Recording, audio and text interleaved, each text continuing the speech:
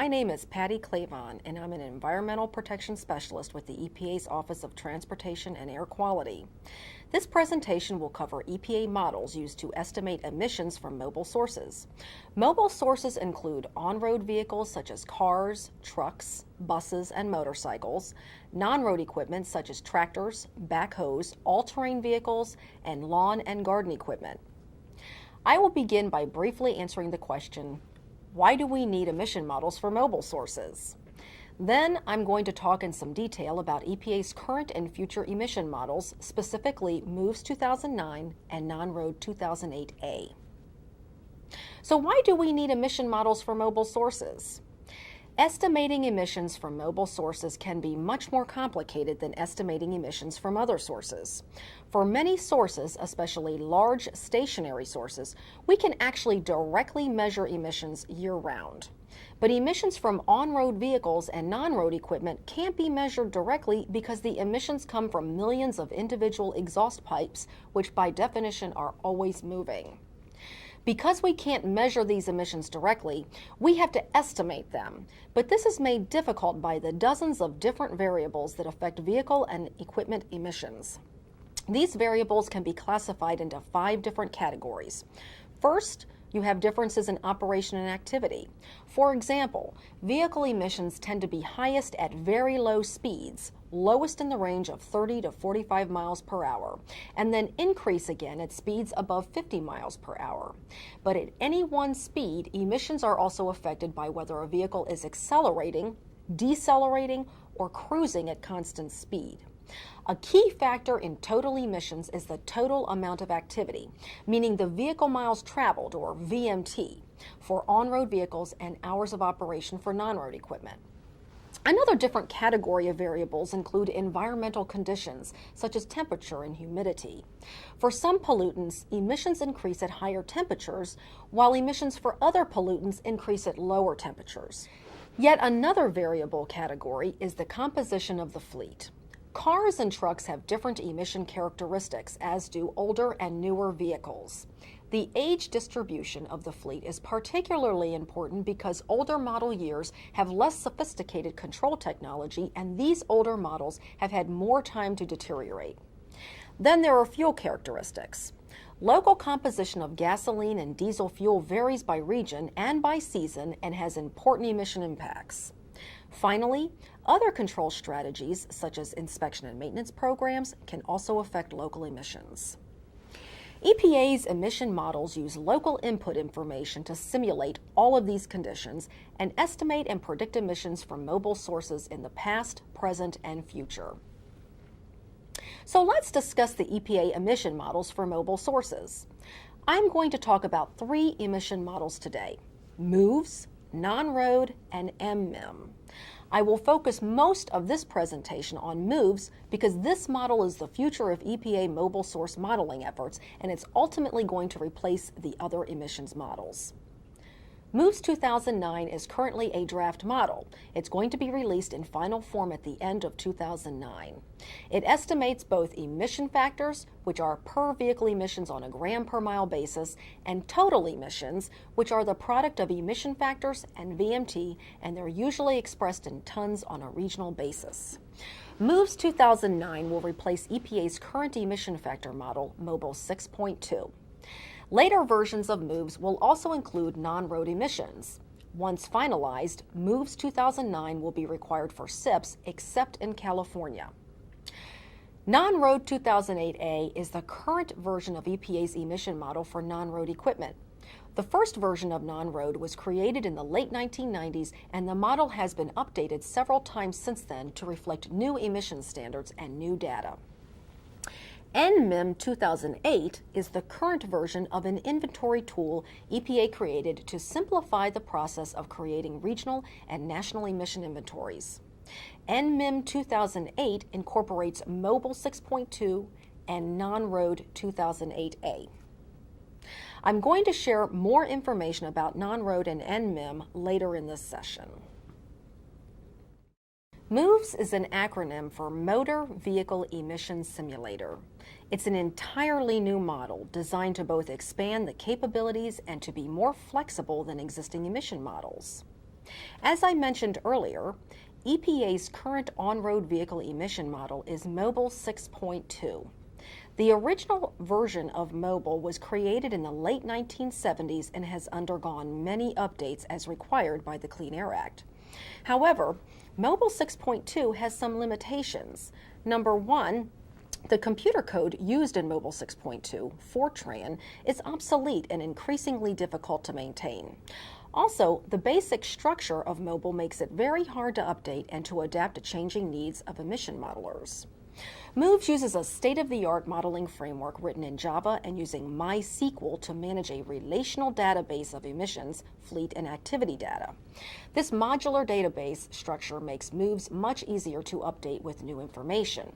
It also gives MOVES the flexibility to model emissions at all levels from national emissions down to emissions at a single intersection. MOVES can take into account the emissions impact of fine details of vehicle activity better than any previous EPA emission model.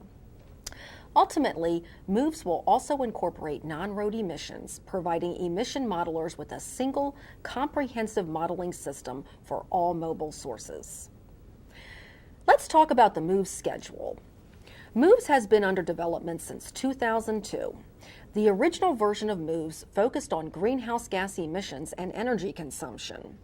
The current draft version of MOVES 2009 is the first version to include criteria pollutant emissions. EPA plans to release the official MOVES 2009 emission model by the end of 2009.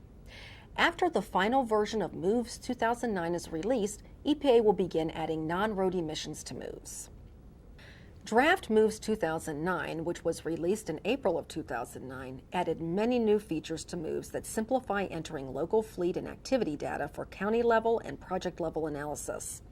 These data managers and data importers allow users to organize data in familiar formats, such as spreadsheets that can then be easily imported into MOVES. Draft MOVES 2009 also has some important limitations.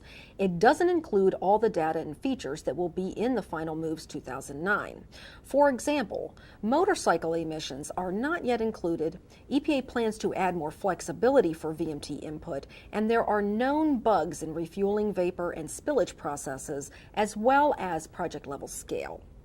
As a result, draft MOVES 2009 cannot be used in SIPs or for conformity analysis.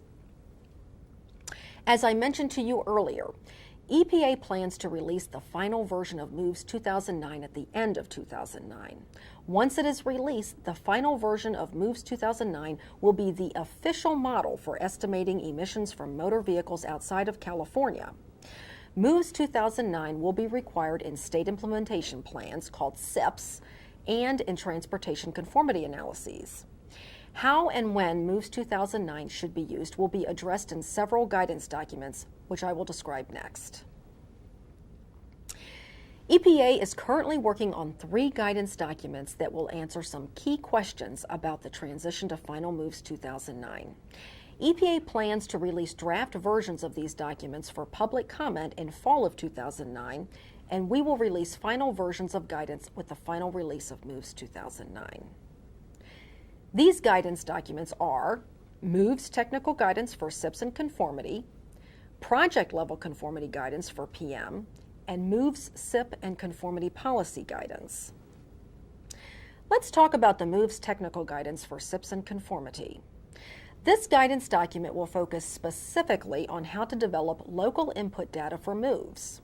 MOVES 2009 includes a database of national default information about the vehicle fleet and activity and some local information about meteorology, fuels, and I&M programs.